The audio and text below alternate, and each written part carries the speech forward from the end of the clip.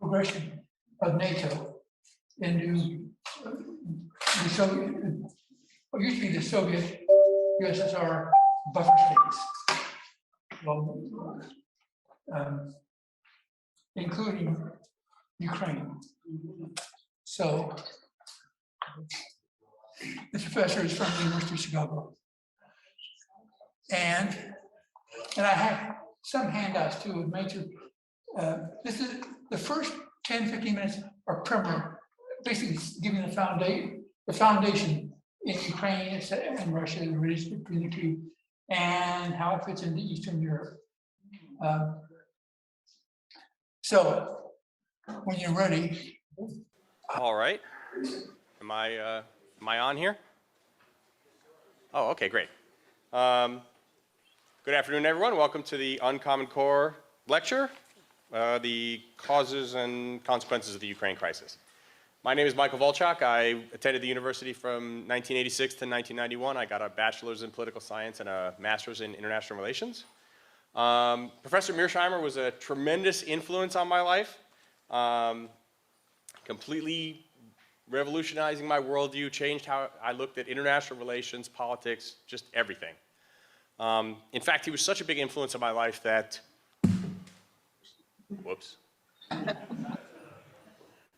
that when I went home for the summer between one of the school years, leaving my college girlfriend here, she gave me a little keepsake picture book, and she said, "Here, to remember the people you love." And inside was a picture of her on the right and a picture of Professor Mearsheimer on the left. That's a true story. When I was here, the two biggest things that for me were military affairs and the Model United Nations of the University of Chicago, the student organization that I co-founded in 1988. And at that time, I discovered that you need a faculty advisor in order to have a registered student organization. So, of course, I thought for about 2 seconds, and then I went to see Professor Mearsheimer. And I'm not sure if he remembers this, but I asked him, "Will you be our faculty advisor?" And he said, "I will sign the piece of paper if I never have to do anything else after that."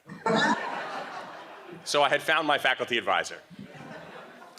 So, without further ado, I would like to introduce the R. Wendell Harrison Distinguished Professor of Political Science, Professor John J. Mearsheimer.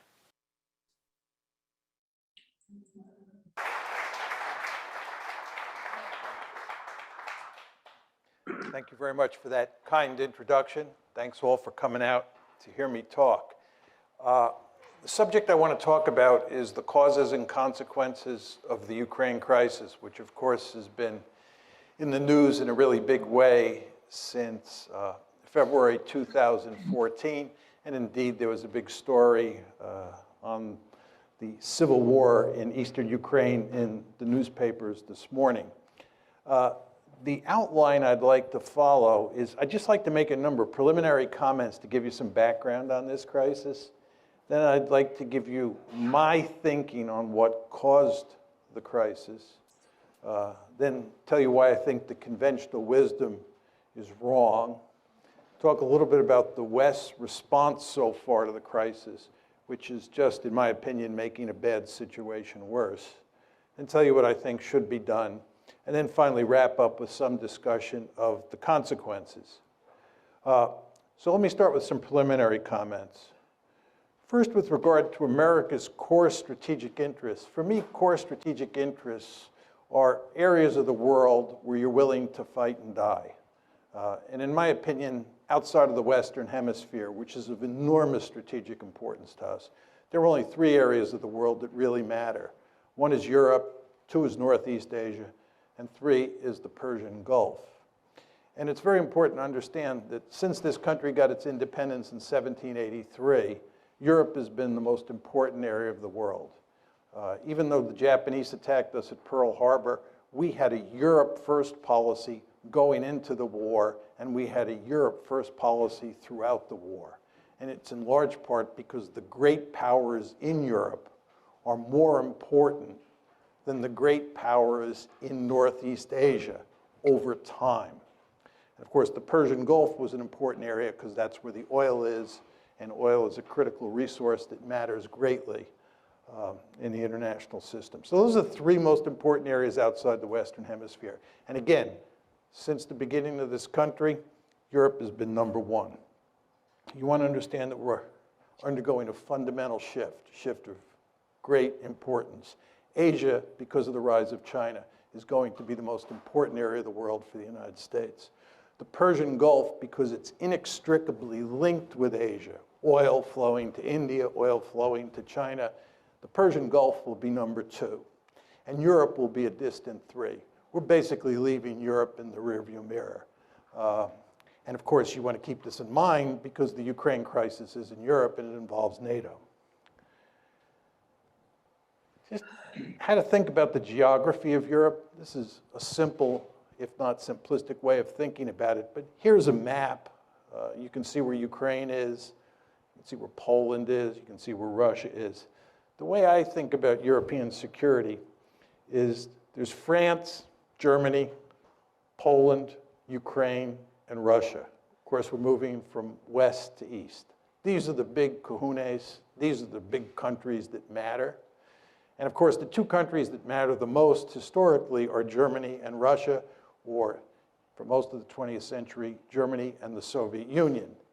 And I put them in red because, as you well know, both Germany and the Soviet Union fought bitter wars in Poland, in Ukraine, and we could add in Belarus as well, if need be.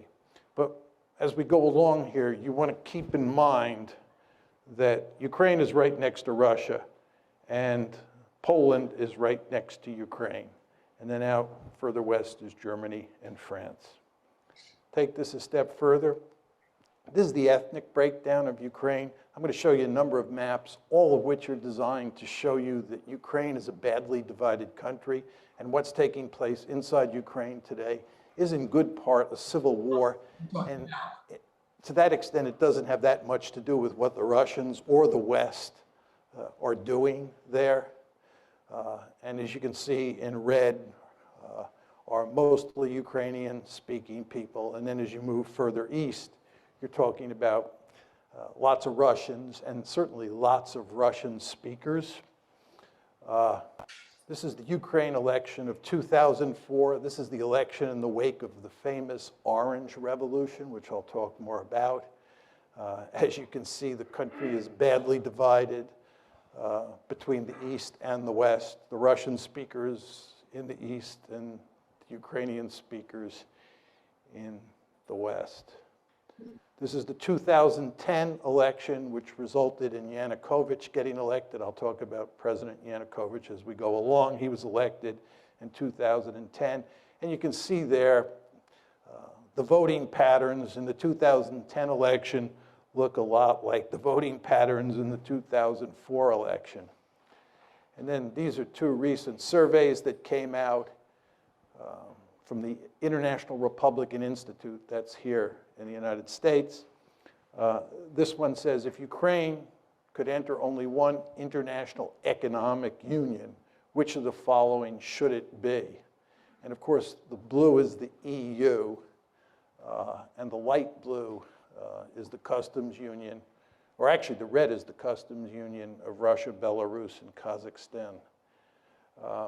And the cities up at the top are in Western Ukraine, and the cities down on the bottom are in Eastern Ukraine.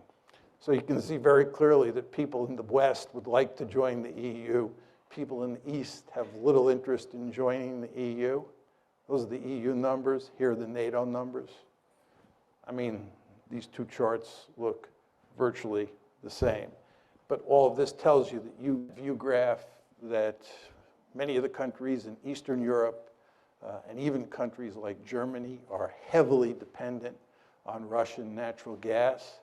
And of course, that gives the Russians lots of political leverage in this crisis, and it makes it very difficult for us to put pressure on the Russians. Okay, those are just a number of preliminary comments I wanted to throw out just to set this up.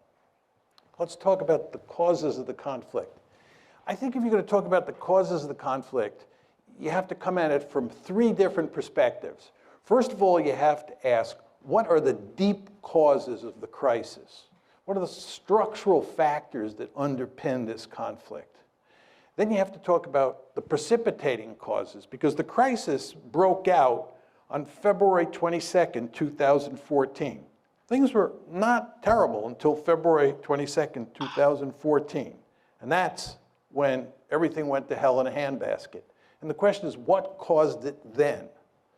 If you focus on deep causes, it can't tell you why something happened in February 2014, but the precipitating causes are designed to get at that. And then what we want to talk about is the Russian reaction. Why the Russians did what they did with regard to Crimea, with regard to eastern Ukraine. We want to talk about exactly what they did and then why they did it. So let's start with the deep causes. The facts are quite clear on this, that the West is responsible. And my aim is that the main deep causes, the aim of the United States and its European allies, to peel Ukraine away from Russia's orbit and incorporate it into the West. Our basic goal has been to make Ukraine a Western bulwark on Russia's border. And Russia says, this ain't happening, period, end of story. And we will do everything we can to make sure it does not happen. That's the deep cause. Now, take it a step further. There are three key elements in our strategy. The first is NATO expansion, and in many ways the most important. And I'll talk in some detail about that in a second. But as you all know, since the Cold War ended, starting with the Clinton administration, we have been moving NATO eastward toward Russia's border. And the Russians have said, this is an absolute no-no. And I'll walk you through the story in a minute. The second is EU expansion. EU expansion is all about integrating Ukraine economically into the West, the way we are in the process of integrating Poland, the Czech Republic, Slovakia, the Baltic states into the West. And of course, we're doing that with NATO as well. These are two sets of institutions, NATO, military institution, the EU, an economic institution. And the idea, again, is to take Ukraine, peel it away from Russia, make it part of the West. The third part of the story is fostering an orange revolution. This is all about promoting democracy in Ukraine and in other places. As you all know, the United States runs around the world trying to topple regimes and put in their place democratically elected regimes. And for almost all of you, me included, it's hard to be against promoting democracy. We all love democracy. But if you're Vladimir Putin, or if you're part of the leadership in Beijing, when the United States talks about democracy promotion, that means toppling your regime. And you won't be surprised to hear this. They don't like that in Beijing, and they don't like that in Moscow. Right? They do not like that. Right? The Chinese believe that we're behind the protests in Hong Kong. You go to Beijing and you talk to Chinese elites, the idea that we're promoting democracy around the world, and especially in East Asia, just drives them crazy because they think they're in the crosshairs. And you know what? They are in the crosshairs because our basic strategy is to topple regimes all over the world, not simply because we like democracy, but because we believe that whoever gets elected will be pro-Western. So we're killing two birds with one stone. We're promoting democracy and getting leaders who are pro-American. But again, you can see the strategy here: NATO expansion, EU expansion, and promoting democracy. Say a bit more about NATO expansion because it's so important. NATO expansion took place in two tranches. The first one was in 1999. That's when you get Poland, the Czech Republic, and Hungary incorporated into NATO. The second big tranche was in 2004. And that's when the Baltic states, you can see Estonia, Latvia, and Lithuania up top, Romania, Bulgaria, these are the light brown countries. That's the second tranche of NATO expansion. Now, the Soviets made it clear from the mid-1990s they were adamantly opposed to NATO expansion. But number one, they were too weak to do anything about it. And two, it didn't involve the states that were right on their border. I mean, there's no question, as you can see from the map, that Latvia and Estonia are on Russia's border, and Lithuania as well, if you want to include that little enclave between Poland and Lithuania. But the fact is, these were very small states. It was early in the game, and the Russians were willing to live with it. But then the big trouble starts, and it comes in the famous Bucharest summit, NATO's Bucharest summit in April 2008, where at the end of the summit, a declaration is issued which says, NATO welcomes Ukraine's and Georgia's Euro-Atlantic aspirations for membership in NATO. We agreed today that these countries will become members of NATO. The Russians made this perfectly clear. This was unacceptable. Russia's deputy foreign minister said, Georgia's and Ukraine's membership in the alliance is a huge strategic mistake which will have most serious consequences for pan-European security. Putin himself said, Georgia and Ukraine becoming part of NATO is a direct threat to Russia. You all remember that there was a war between Russia and Georgia in August 2008? That war was a consequence of this, because the Georgians thought we were sending them a signal that they could get uppity with the Russians and we would back them because they were going to become part of NATO. That's not what happened. And you know what happened. The Russians clobbered the Georgians, and Georgia is in deep trouble today because it thought it could become part of NATO. So you want to remember that April 2008 summit, very important. That declaration, very important. And then what happens is you have a war. So those are the deep causes, those three strategies: NATO expansion, EU expansion, and promoting democracy. What about the precipitating cause? Key events leading up to the coup. It's the coup of February 22nd, 2014 that's of enormous importance. That's what really throws the crisis into gear. Just think about that word, coup. Orange Revolution, promoting democracy, the coup, February 22nd, 2014. So the question is, what causes the coup? It all starts in November of 2013. At that point, Yanukovych, President Yanukovych, who's the head of Ukraine, is negotiating with the EU to form an association agreement that brings the EU and Ukraine much closer together. It's a step in the direction of incorporating Ukraine into the European Union, or to put it in slightly different terms, incorporating Ukraine into the West. The Russians make it clear that this is unacceptable. The Russians are willing to do a deal that involves the EU, Russia, the IMF, and Ukraine. But the idea that Ukraine is going to do a deal exclusively with the EU and the Russians are going to be left out in the cold is not something that Putin is willing to countenance. He puts significant pressure on the Ukrainians. He offers them a terrific deal.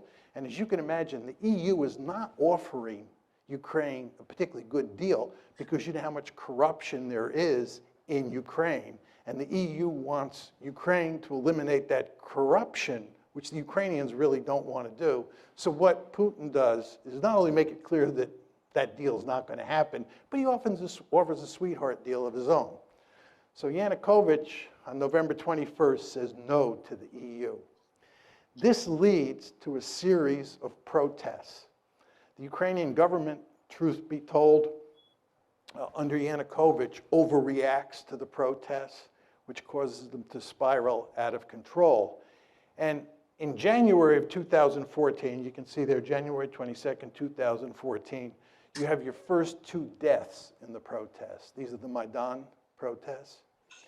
And then in the February 18th through February 20th time period, lots of people die. It's really messy.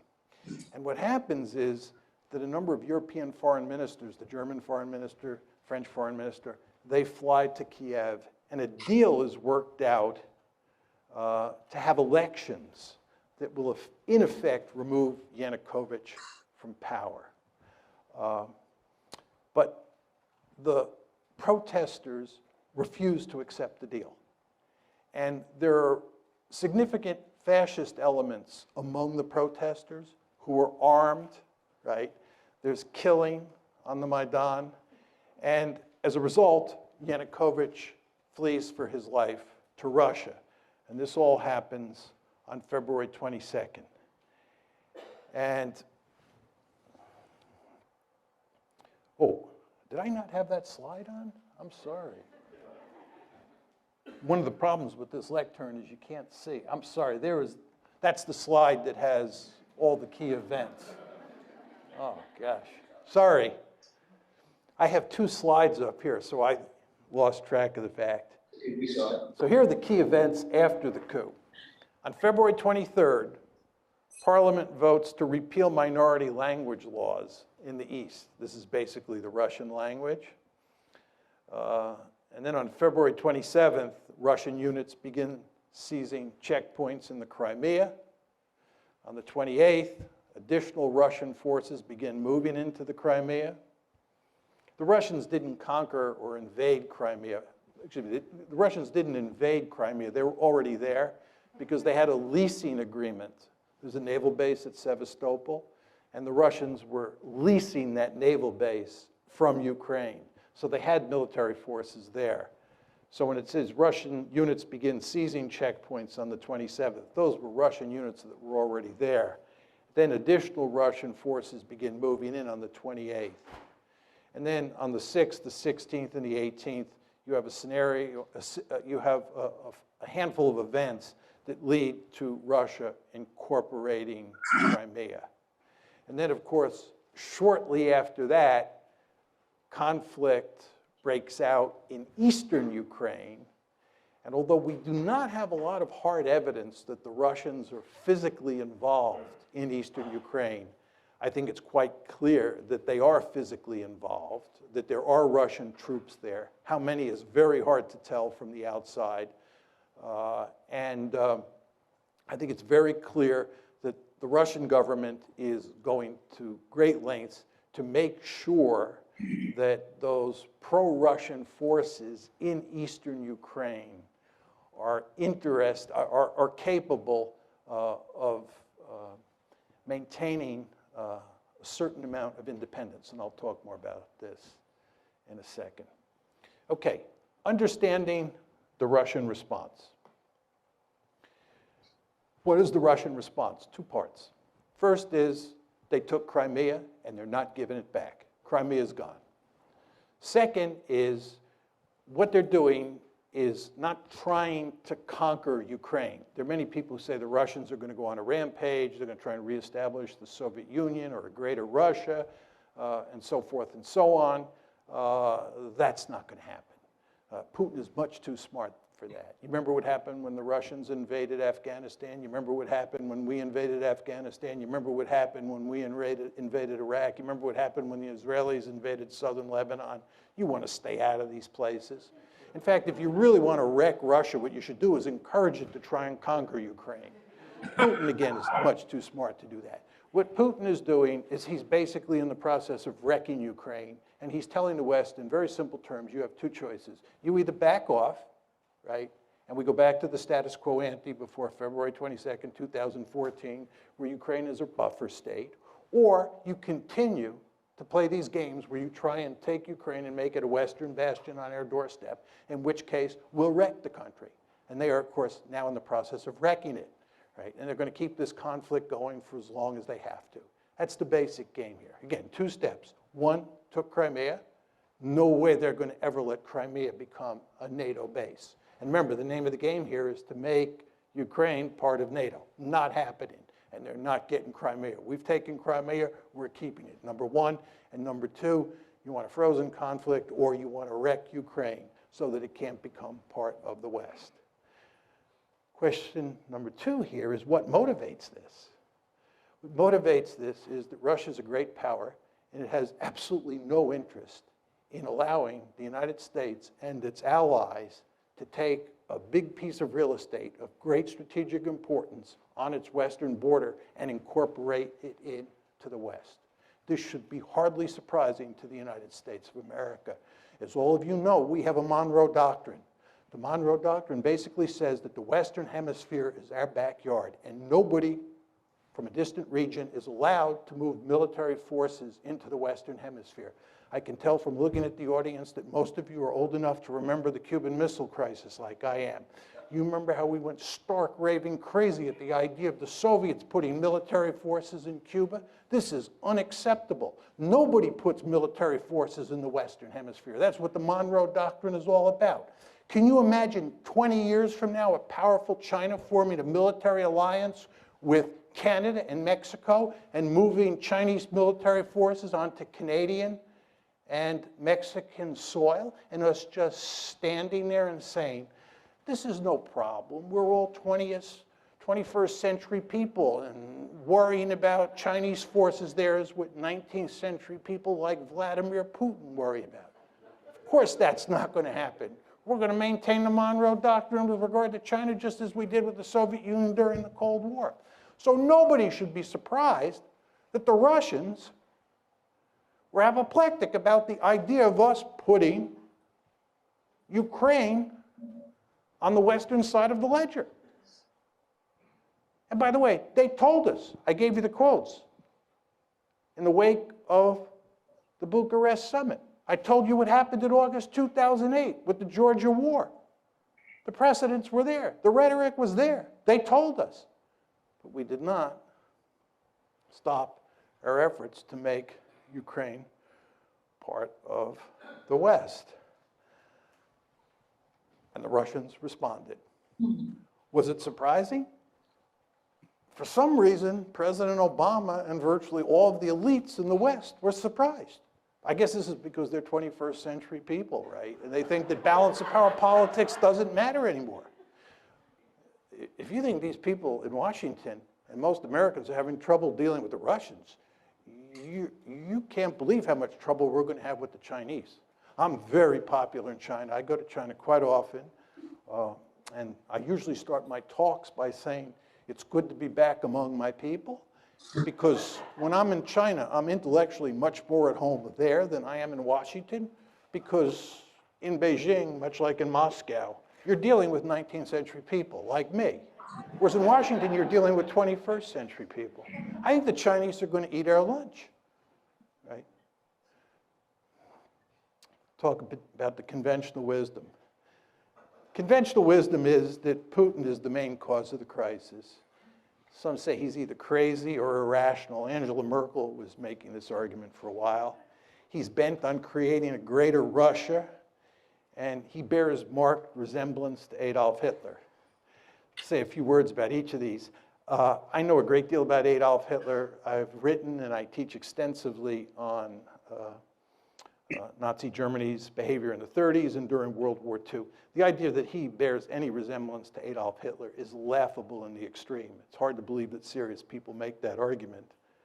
The idea that he's bent on creating a greater Russia, I think if he could do it, he'd do it. He can't do it. Russia's a declining great power. And as I said to you before, if they were to try and create a greater Russia by invading Ukraine and by invading the Baltic states, they'd be jumping into the briar patch. In fact, again, if you want to wreck Russia, what you should do is tell them to try and create a greater Russia. It will lead to no end of trouble. I think Putin is much too smart for that, and he is in the process of wrecking Ukraine. I want to make that clear. And he's wrecking Ukraine because he's basically saying to the West, you can't have it, and I'll wreck it before you take it. Is he crazy or irrational? I don't think so. I think he's very strategic. And I don't think he's the main cause of the crisis, as I said to you. Another set of arguments associated with the conventional wisdom.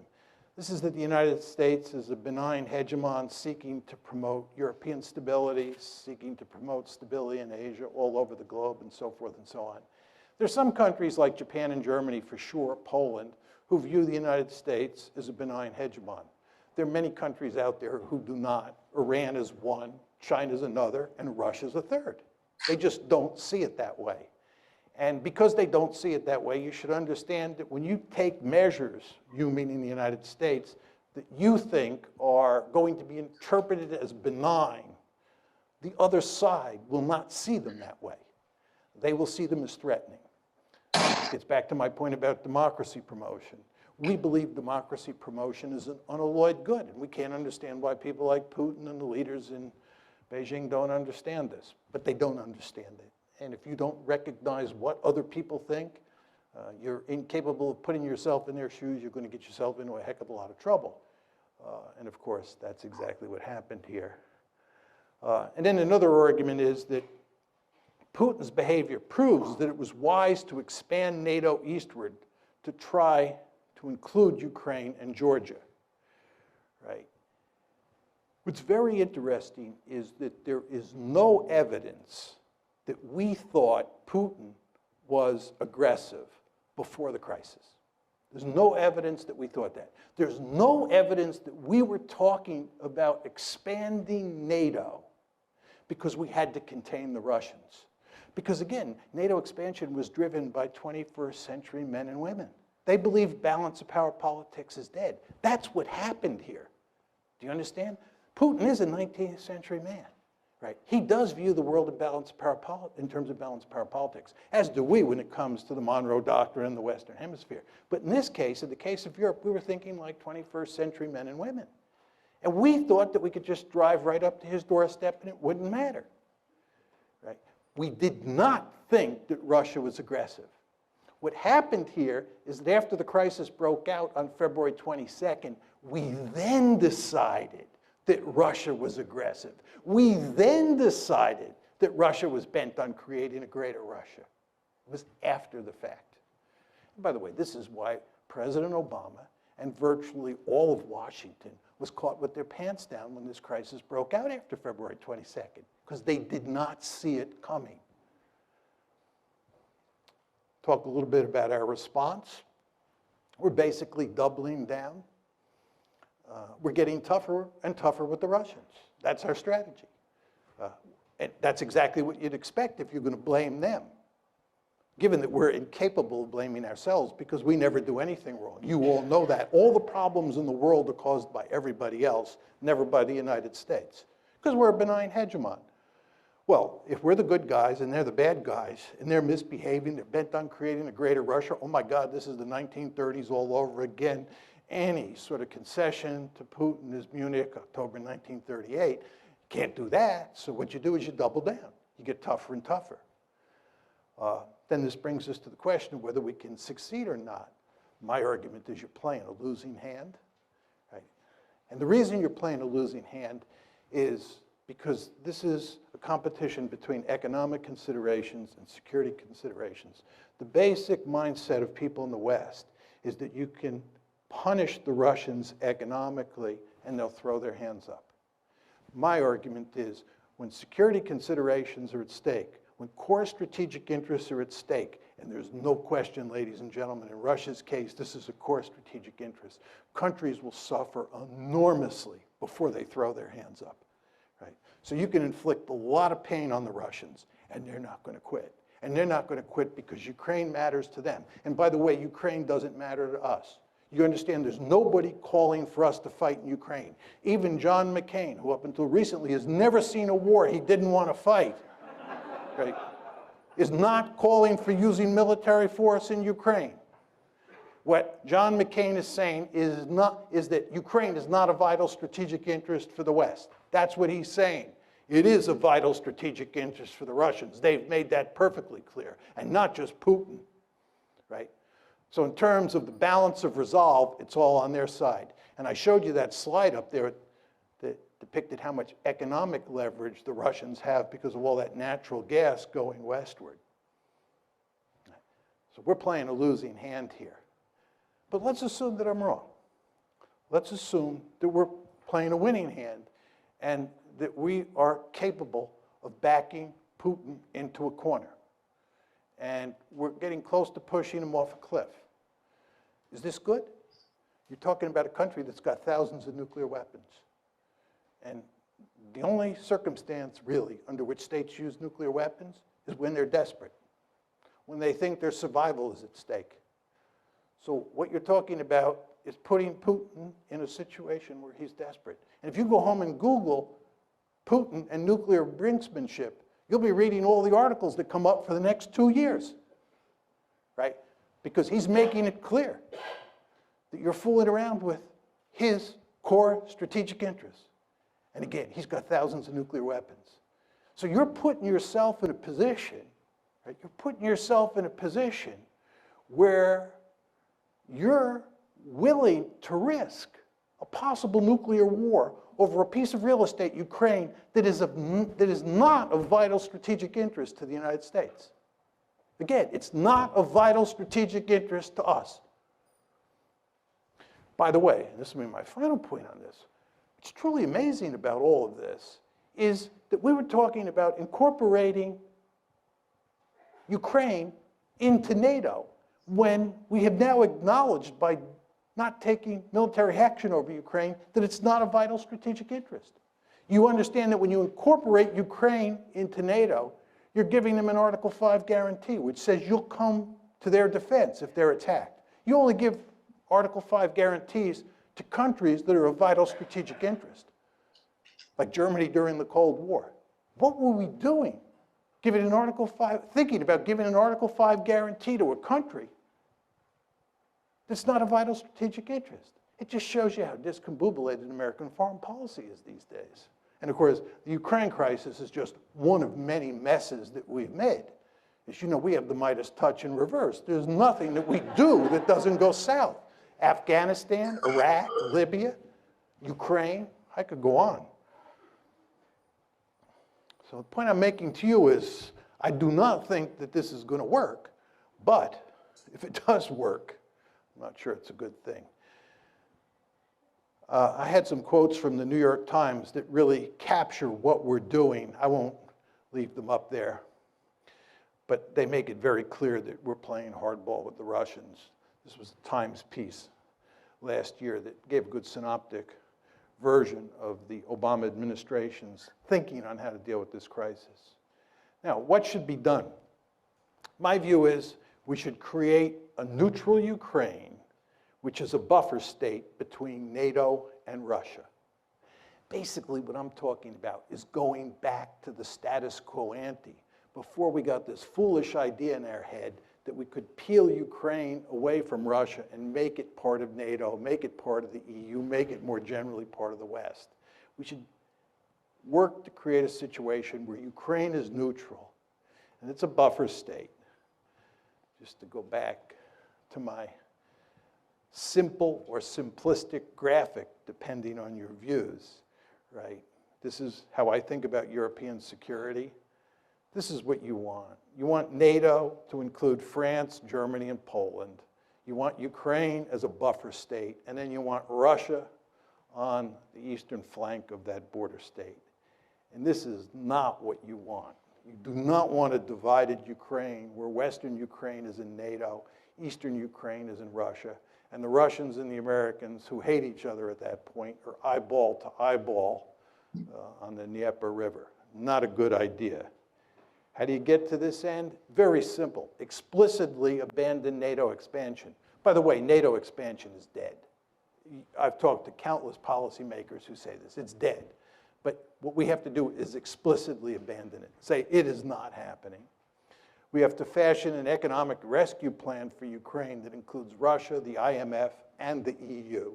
This, of course, is what Putin wanted to do in 2013, and the EU said no, foolishly. We want to go to great lengths to guarantee minority rights, especially language rights in Ukraine. This gets back to those maps that I was putting up that show that this is in very important ways a civil war, and what we have to do is dampen down the conflict inside Ukraine. We have to give the people in eastern Ukraine a lot of autonomy, and we definitely have to protect minority rights. Are we going to do any of this? No. And I'll talk more about that in a second. Consequences, and this is my last slide. Will there be a new Cold War? No. Russia is not the Soviet Union, and as I said to you before, we have a potential peer competitor on the horizon who could be of proportions we've never seen before. The Chinese threat, once it materializes, is going to be something like we've never seen. We're going to have our hands full in Asia.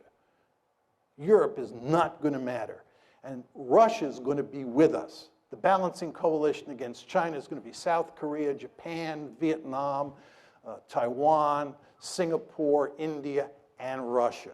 The Russians will be with us. And that's another reason this whole policy is so stupid, right? What we're effectively doing is driving the Russians into the arms of the Chinese. There's a great strategy. We need the Russians on Iran. We need the Russians on Iran. We drive the Russians closer to the Iranians. You saw where they just sold the Iranians S-300 anti-aircraft missiles. We need the Russians on Syria. We need the Russians on all sorts of issues. We don't need to have a fight with the Russians now. We're not going to have a Cold War. Will the United States still pivot to Asia? Yes. All we need is one big crisis out there. It's coming, probably in the South China Sea sooner rather than later, if you've been reading the newspapers. And once that happens, we will focus laser-like on Asia, because that's a peer competitor. Russia is not a peer competitor. What are the implications for NATO? This gets back to the previous question. I think that NATO is in serious trouble and will disappear as a functioning alliance over time, in large part because I think we're going to pivot to Asia. What are the implications of all this for our Asian allies? It's a very interesting question. I was in Japan in December of 2014, and the Japanese, like a lot of people in Asia, number one, wonder whether we're going to be there for them, right? Because they see us causing trouble over Ukraine. They see us picking a fight with ISIS. And they say if the United States is fighting ISIS, dealing with the Russians over Ukraine, are they going to be able to pivot to Asia? And then furthermore, they say, even if the United States does pivot, can we trust them? If you look at how this gang operates in Washington, it does look like the gang that can't shoot straight. Do we want to depend on them? If you're Japanese and you're depending on the American security umbrella, especially the American nuclear umbrella, don't you scratch your head and say, can I rely on Washington in a crunch with the Chinese over the Senkaku or Diao Islands? Not clear. So I think this has not been good for our relations with our Asian allies. What are the implications for Iran and Syria? As I said before, remains to be seen.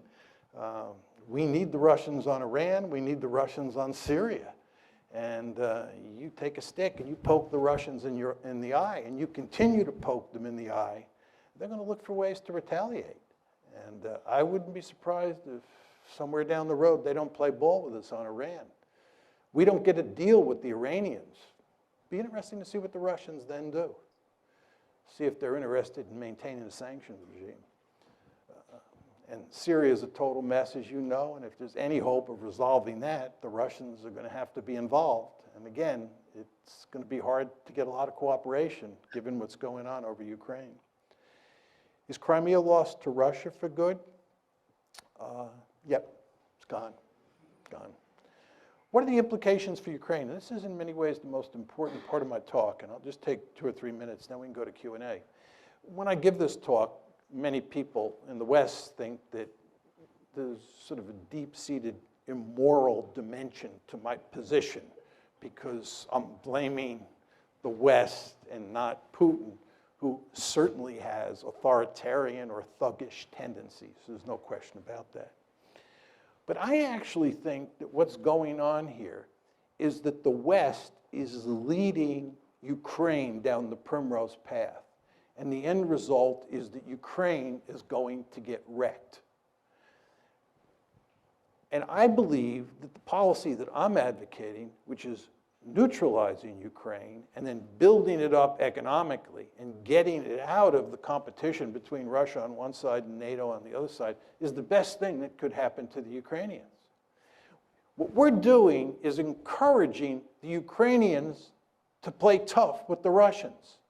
We're encouraging the Ukrainians to think that they will ultimately become part of the West, because we will ultimately defeat Putin and we will ultimately get our way. Time is on our side. And of course, the Ukrainians are playing along with this. And the Ukrainians are almost completely unwilling to compromise with the Russians and instead want to pursue a hardline policy. Well, as I said to you before, if they do that, the end result is that their country is going to be wrecked. And what we're doing is, in effect, encouraging that outcome. I think it would make much more sense for us to work to create a neutral Ukraine. It would be in our interest to bury this crisis as quickly as possible. It certainly would be in Russia's interest to do so. And most importantly, it would be in Ukraine's interest to put an end to the crisis. Thank you.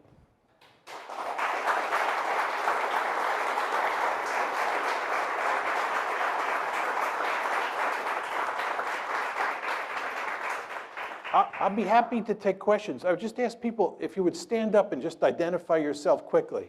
Ma'am? Oh, you have it. Why don't we get this woman right here with the peach-colored coat on?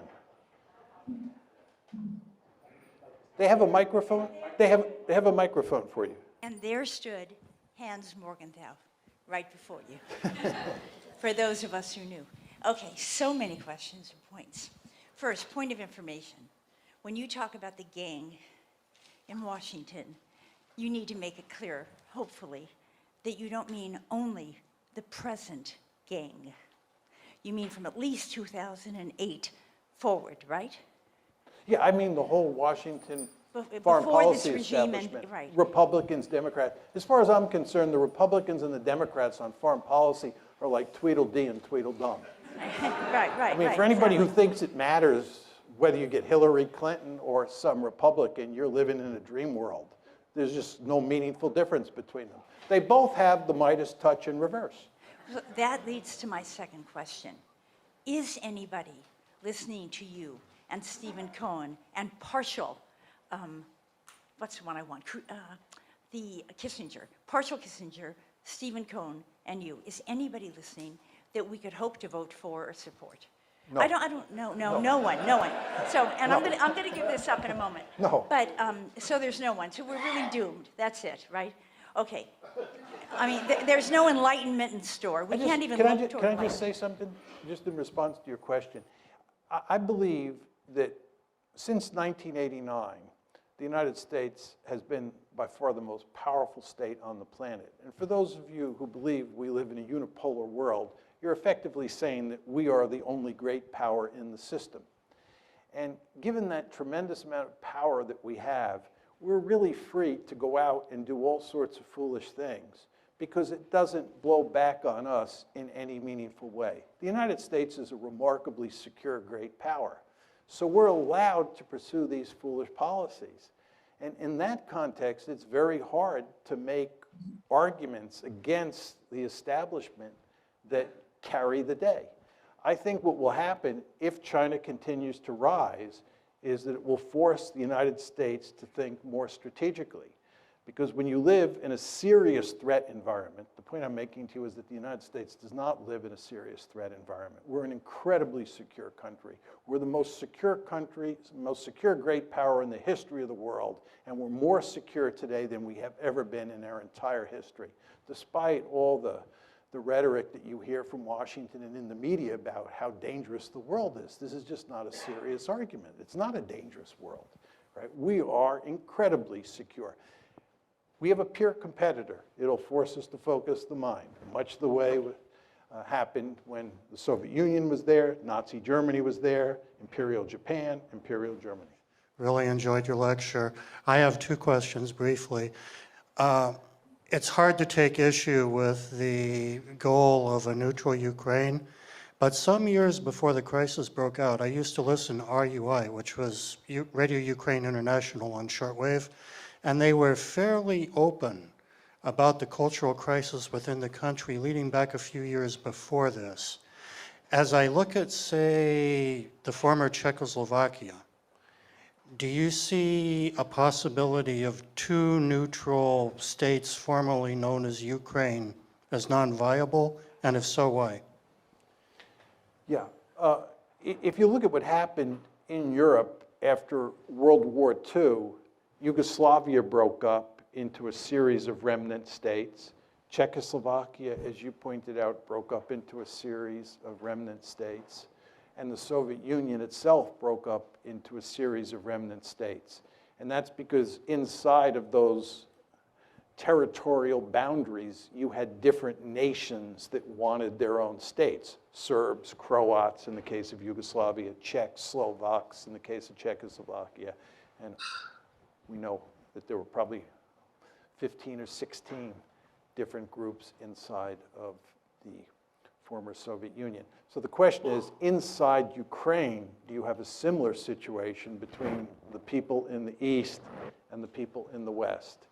I think if you look at the survey data, it still shows that the clear majority of Ukrainians in both the West and the East want to maintain the integrity of Ukraine. They don't want to split Ukraine in half. I think we should do everything we can to maintain that attitude among the Ukrainian people. My great fear is that as time goes by and the animosity continues to grow, that you may reach a point where there is a lot of sentiment to just break Eastern Ukraine and Western Ukraine off from each other and end up with two Ukraines. But I don't see that happening now. Second and final question. As we look at parts of our recent additions to NATO, Hungary, Romania, Bulgaria, and look at where their political systems are careening, has NATO lost the moral imperative for its reason to being?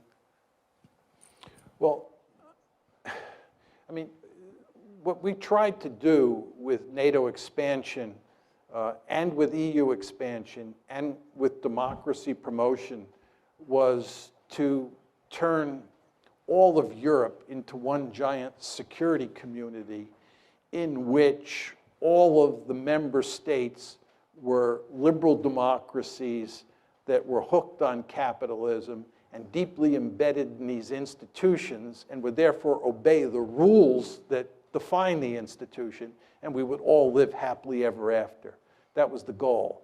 And I think everybody understood that Western Europe looked terrific on all of those dimensions.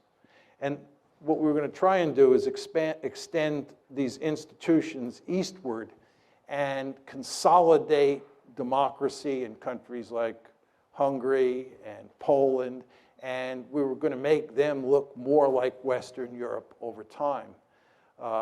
We had some success, and there's some failures.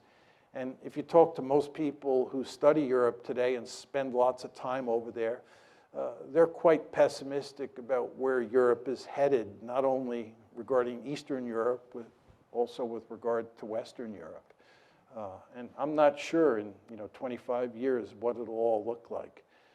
I mean, in my opinion, the biggest issue is demographic, and that is that the Europeans have not been making lots of babies for a long time, and as a result, they're going to have to import lots of people. And these are countries that do not have a rich history of integrating people in a smooth way, much the way the United States does. And it's no accident, I think, that you're now beginning to see the rise of far-right parties all across Europe because of all of the immigration. So one could paint a pretty bleak picture about Europe's future. But the counter to that would be, we've now got all those countries, like Romania, right, like the Czech Republic, like Slovakia, embedded in these institutions. And these institutions will go to great lengths to combat those tendencies and in maybe a more incremental way, facilitate the spread of liberal democracy and capitalism. We'll see whether that happens or not. But people today are nowhere near as optimistic as they were in the early 1990s, when it looked like we had the wind at our back and everything was going to play out over time in favor of the West, and especially in favor of the United States. You all remember Frank Fukuyama's very famous piece, The End of History, right, which I think reflected that optimism when the Soviet Union was losing the Cold War and about to collapse. But times have changed.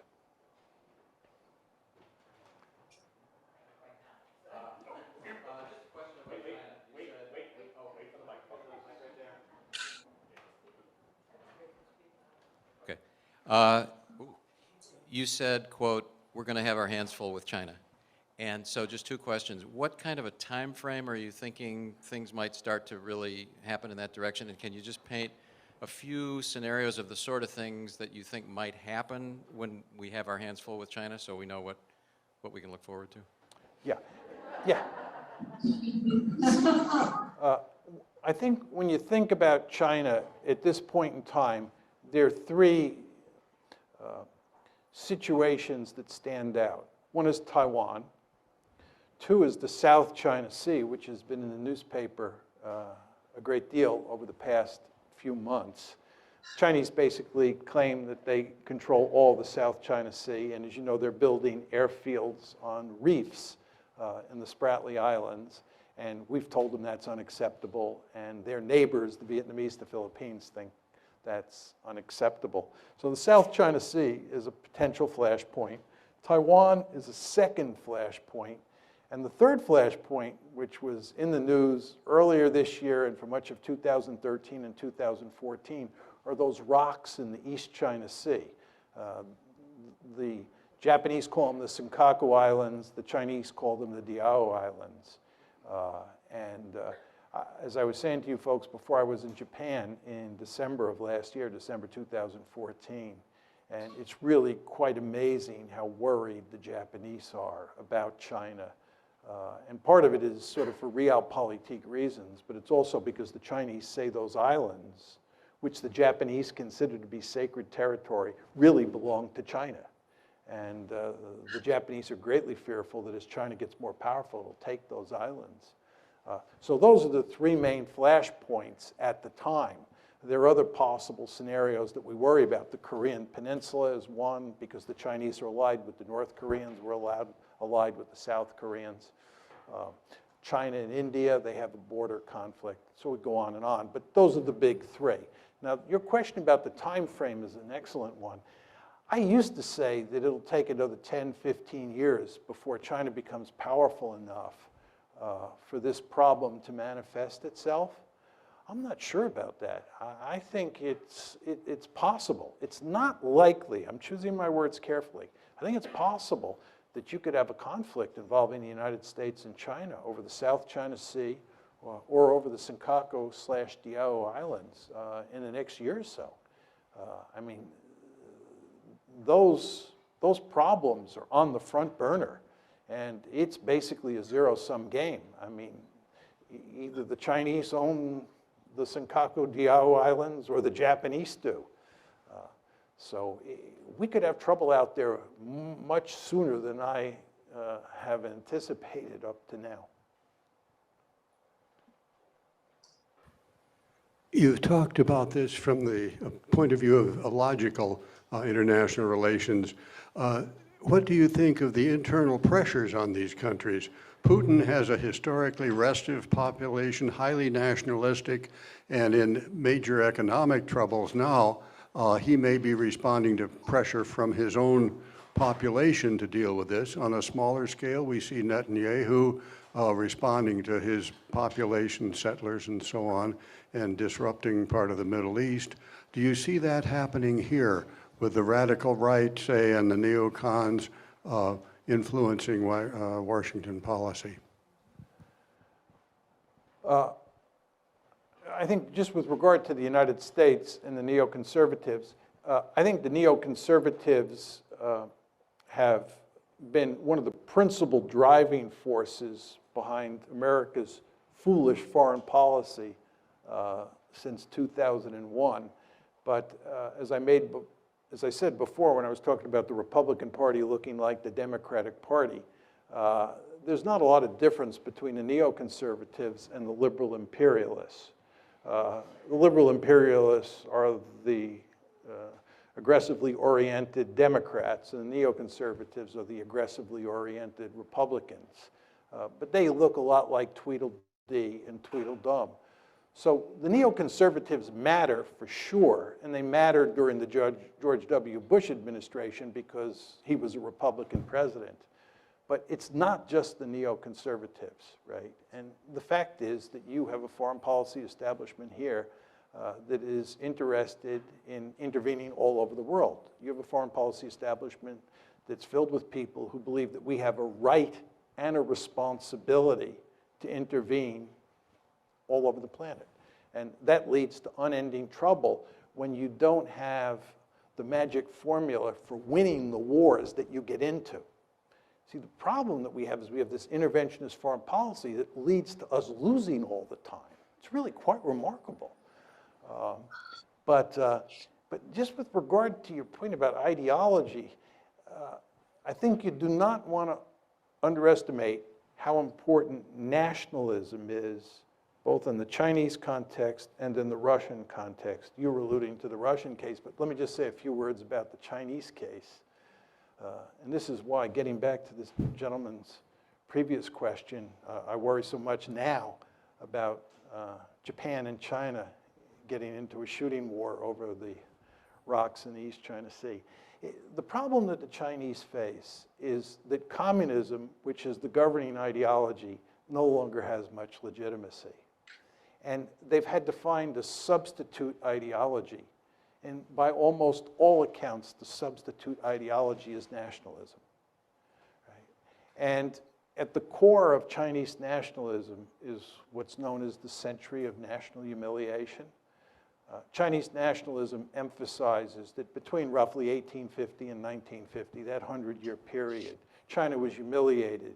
And it was humiliated by the European great powers, the United States with the open door policy, and especially by Japan. And the Chinese are really just angry about this. And because nationalism is so important for legitimizing the rulers in Beijing, right, this whole theme of national humiliation is front and center. Well, if you have a crisis over some islands in the East China Sea, and that crisis involves Japan mainly, but also the United States, and you're talking about the two countries that have humiliated China during that 100-year period, the potential for trouble is great. And I know a number of scholars in China who are quite dovish, who really worry about a crisis in the East China Sea spinning out of control because of the confluence of Chinese nationalism and Japanese nationalism, which I've not talked about. So nationalism is a very powerful force, not just in the Russian case, but in the Chinese/Japanese case as well. We have a little bit of time for questions. This obviously made you think. I don't necessarily go along with all my own, personally, all his theories, but I think he sees the case well. I think that some people that think that have other views, and anyway. So, are there very brief questions? This is from 2015. 15. There was a confrontation, the result of which is that the Crimea portion land was lost to Ukraine. And that the root cause of that was almost the same as the root cause of this crisis. Ultimately, it's the NATO expanding, the threat of NATO expanding east into former Russian buffer states. The root cause is pretty much the same in 2015, this, and currently. So, other questions? Was this helpful? Yes, but it's interesting to see that although he was prophetic in some ways, in other ways, things have suddenly accelerated, I think, far beyond what he anticipated. He admits that he's a minority in his thinking, but on his side, he says, is Henry Kissinger and a few others. some of this is not things we want to hear, but I think that he's got I think it's meaningful to listen to it. I think he's got some good justifications for his positions. Any other questions? All right, so it's now 1:15. So thank you. Thank you, Jim. Thank you, Jim. Thank you.